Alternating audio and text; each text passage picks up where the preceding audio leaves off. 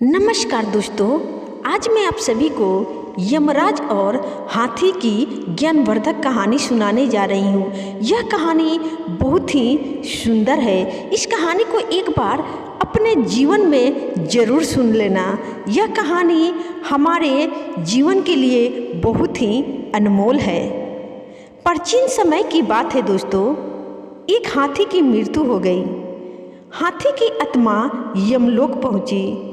वहाँ यमलोक में हाथी के कर्मों का लेखा जोखा निकाला गया तो पाया गया कि हाथी अपने जीवन में बहुत ही अच्छा कर्म किया है, कोई बुरा काम नहीं किया है। तब यमराज ने हाथी से कहा, अरे हाथी, तुमने अपने जीवन में कोई बुरा काम ही नहीं किया, तुम्हारे कर्म तो बहुत ही अच्छा है। मैं तुमसे बहुत प्रसन्न हूँ। आज मैं तुमसे तुम्हारी इच्छा अनुसार वर दूंगा, मांगो, क्या तुम्हारी इच्छा है? तब हाथी ने बोला, हे यमराज जी, अगर सच में आप मेरे कर्म से प्रसन्न हैं और अगर मेरा दूसरा जन्म होना है तो आप मुझे किसी भी जीव में जन्म दे देना, लेकिन मनुष्य वश में रहने वाले जीव का जन्म मत देना। मैं मनुष्य के बंधन में नहीं रहना चाहता, क्योंकि मनुष्य के साथ रहना बहुत कठिन है। ये बात सुनकर यमराज जी उस हाथी पर हंसने लगे और बोले, अरे हाथी, तेरा शरीर मनुष्य के तुलना में पहाड़ के समान है, फिर भी तू एक छोटे से मनुष्य के बस में कैसे आ गया? मैंने तो सुना है मनुष्य बहुत अच्छे, समझदार और बुद्धिमान होते हैं। तब हाथी ने कहा, यमराज जी, यही तो परेशानी है कि मनुष्य बहुत बुद्धिमान होते हैं। वो अपनी बुद्धि लगाकर हमें और हमारी पहाड़ जैसे शरीर को बस में कर लेते हैं। महाराज, मनुष्य के बस में मैं तो क्या, आप भी हो सकते हैं, यहाँ तक कि भगवान भी।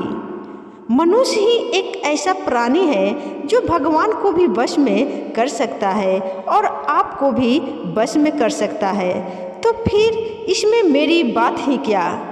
यमराज जी बोले, अरे हाथी, हमारे यहाँ तो रोज हजारों मनुष्य आते हैं। हाथी ने कहा, हाँ महाराज, लेकिन आपके यहाँ जो आते हैं वह मरकर आते हैं और मैं था जीवित मनुष्य के वश में। जीवित मनुष्य से कभी आपका सामना नहीं हुआ।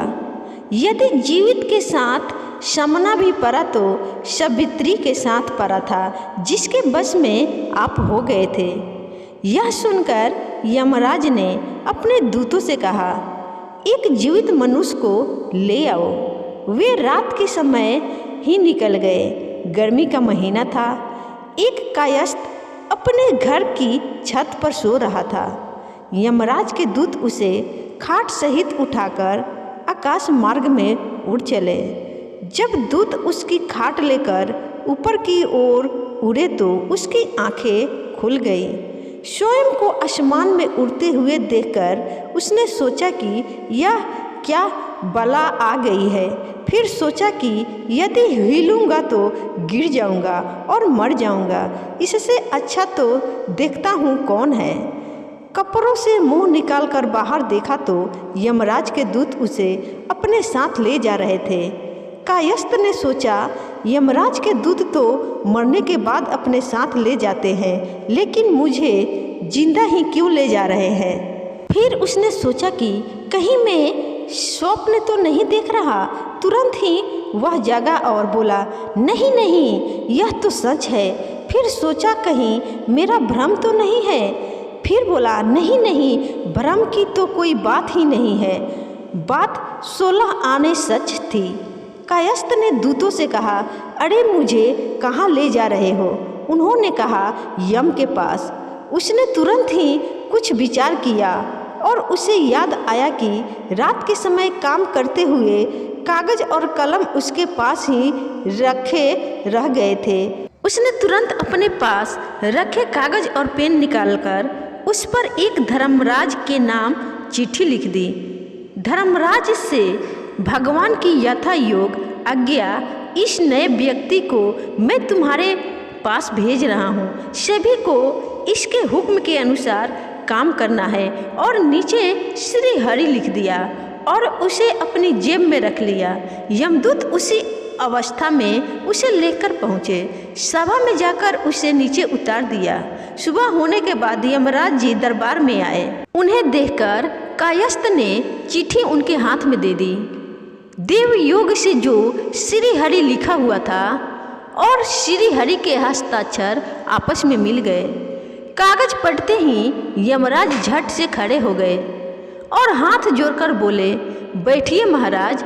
और उसे अपने स्थान पर बैठा दिया और उसके कहे अनुसार कार्य शुरू हो गया। अब सामने अपराधी आने लगे। चित्रगुप्त पास में ही बैठे थे। चित्रगुप्त से यमराज ने एक अपराधी के विषय में पूछा, चित्रगुप्त जी यह कौन है? चित्रगुप्त जी ने कहा, यह बनिया है। कायस्थ बोला, क्या करता है? चित्रगुप्त ने कहा, इस व्यक्ति का तो व्यवहार ही झूठ कपट चोरी बेईमानी और पाप का रहा है। तब कायस्थ बोला, अरे लेना देना तो झूठ हो सकता है लेकिन खाना पीना नहीं।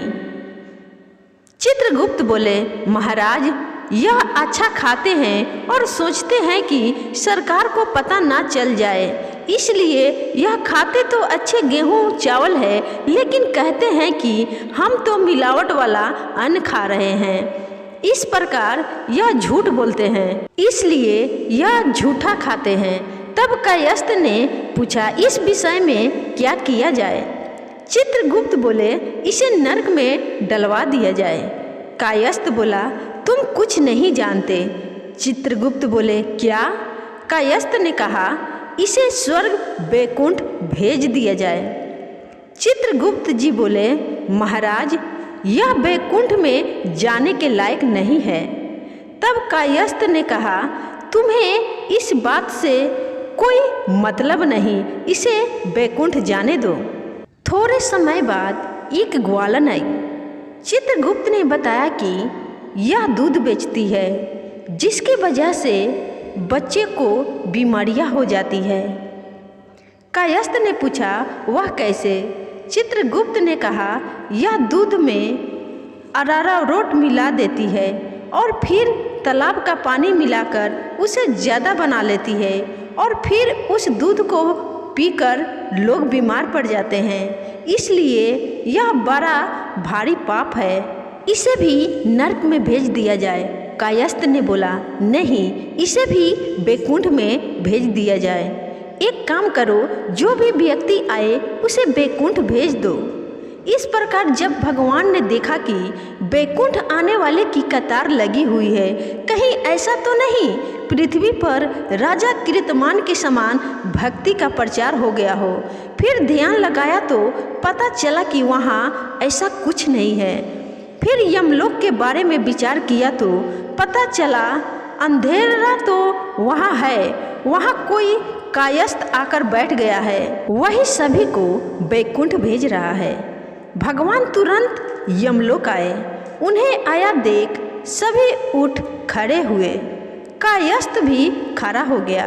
भगवान को ऊपर बैठाकर सब नीचे बैठ गए। भगवान ने पूछा, धर्मराज तुम्हारे यहाँ यह अंधेर कैसे? तब यमराज बोले, महाराज आपने जब से यह व्यक्ति यहाँ भेजा है तब से अंधेर हो गई है। इससे पूर्व हमारा वही खाता बिल्कुल सही था। भगवान बोले, वह व्यक्ति कहाँ है? यमराज बोले, यह जो सामने बैठा है। भगवान ने पूछा, तुम कौन हो और कैसे यहाँ आए हो? कायस्थ बोला, आपने ही तो मुझे यहाँ भेजा था। भगवान ने यमराज से पूछा, यह मेरा भेजा हुआ है, तुमने यह कैसे मान लिया? यमराज ने कहा, आपने ही तो एक पत्र देकर इसे यहाँ भेजा है। भगवान ने पत्र देखा तो ठीक मिल गया। भगवान ने उससे पूछा, यह पत्र किसका लिखा हुआ है?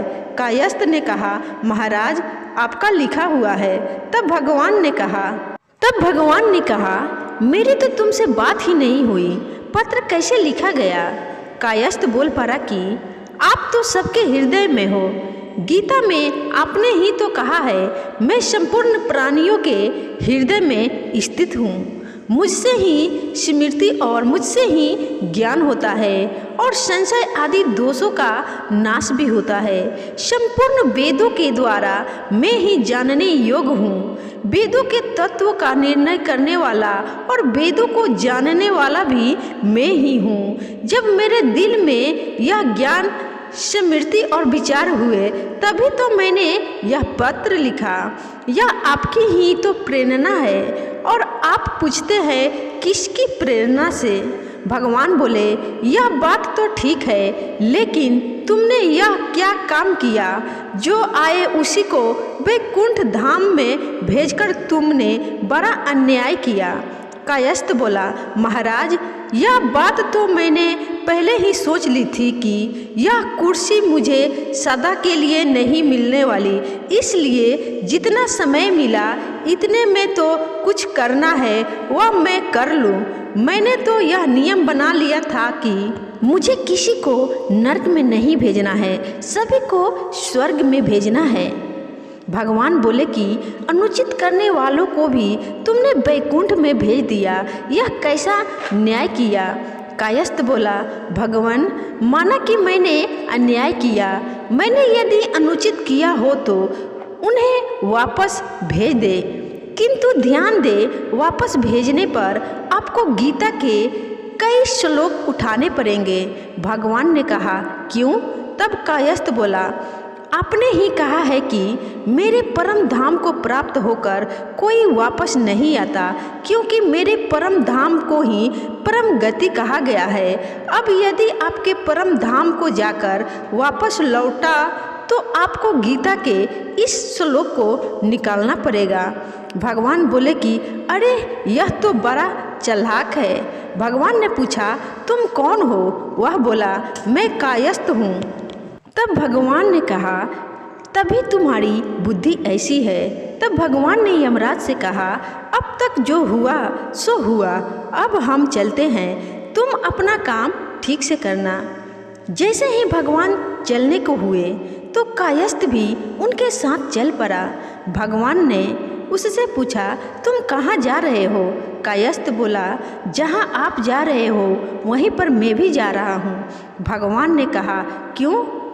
तो उस कायस्थ ने बोला, आपने ही तो गीता में अर्जुन से कहा है, हे अर्जुन, ब्रह्मलोक तक सभी लोग पुनरावृत्ति है, लेकिन मुझे प्राप्त होने पर पूर्ण जन्म नहीं होता। भगवान, यदि ब्रह्मलोक तक गया हुआ व्यक्ति वापस लौटता हो तो मुझे वापस लौटा दो।